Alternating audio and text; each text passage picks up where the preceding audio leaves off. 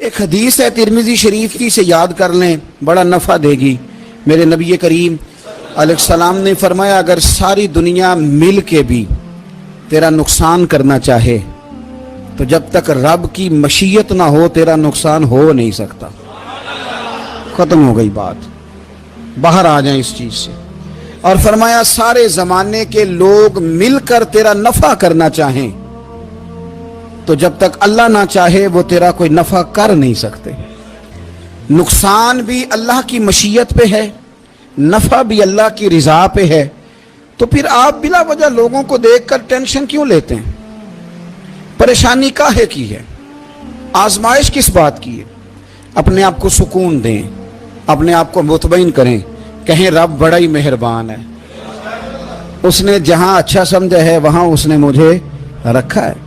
اپنے ذہن کو اطمینان دیں، سکون دیں۔ میرے نبی کریم علیہ السلام کی پوری حیات مبارکہ میں آپ کو شکوہ نہیں ملے گا کہیں بھی۔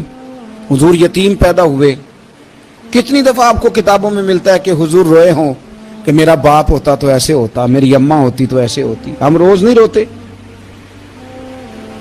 نبی کریم صلی اللہ تعالی علیہ وسلم نے اپنی زندگی ساری آزمائشوں میں گزاری۔ کہیں آپ کو محسوس ہوتا ہے کہ نبی کریم صلی اللہ علیہ وسلم کسی کے پاس بیٹھے اور فرمایا آؤ میں تمہیں اپنے دکھ سناؤں؟ ہمیں تو مسئلہ بن گیا ہے، ہم لوگوں نے اپنے آپ کو غیر مطمئن بنا لیا ہے۔ ہم ان ساری چیزوں کی ڈیمانڈ کرتے ہیں جو ہمارے مالک نے مناسب نہیں سمجھی ہمیں دینی۔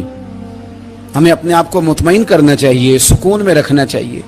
اگر آپ تھوڑا سا اپنے آپ کو سکون دیں، اطمینان دیں، کہیں الحمدللہ، اللہ تبارک و تعالی جہاں جس کو چاہتا ہے وہاں اسے بٹھا دیا کرتا ہے۔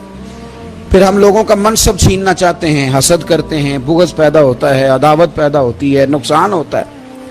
فطری طور پر جو صلاحیتیں اللہ نے دی ہوتی ہیں ان کو بھی زنگ لگ جاتا ہے، زنگ لگنے لگتا ہے ان سب چیزوں کو جو اللہ نے اپنے فضل سے ہمیں دی ہوتی ہیں۔ تو بات کو یاد رکھیں، زندگی میں آپ مطمئن ہو جائیں کہ رب کریم نے جو دیا ہے وہ کمال ہی دیا ہے، کمال ہی۔ حضور کی ایک زوجہ محترمہ تھی تو ان کے ہاتھ ذرا لمبے تھے، مومنوں کی ماں۔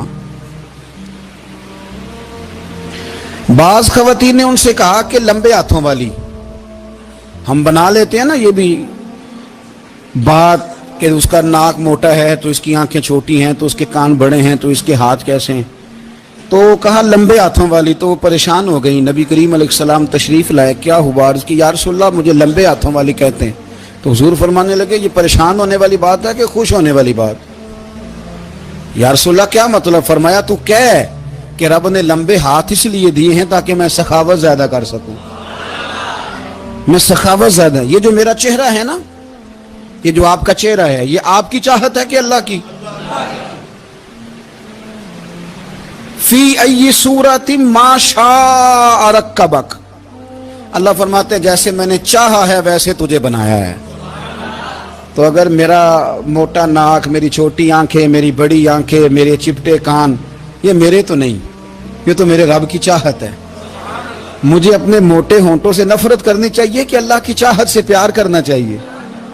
مجھے اپنے کالے رنگ پر پریشان رہنا چاہیے کہ رب کی چاہت پر مجھے پیار آنا چاہیے؟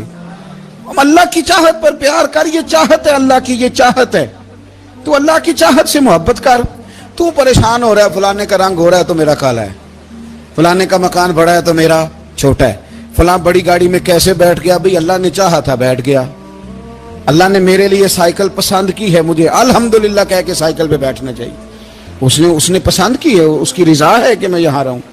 تو ایک بات تو یہ ہمیشہ یاد رکھیں کہ آپ اپنے آپ کو مطمئن کریں، زندگی میں سکون دیں۔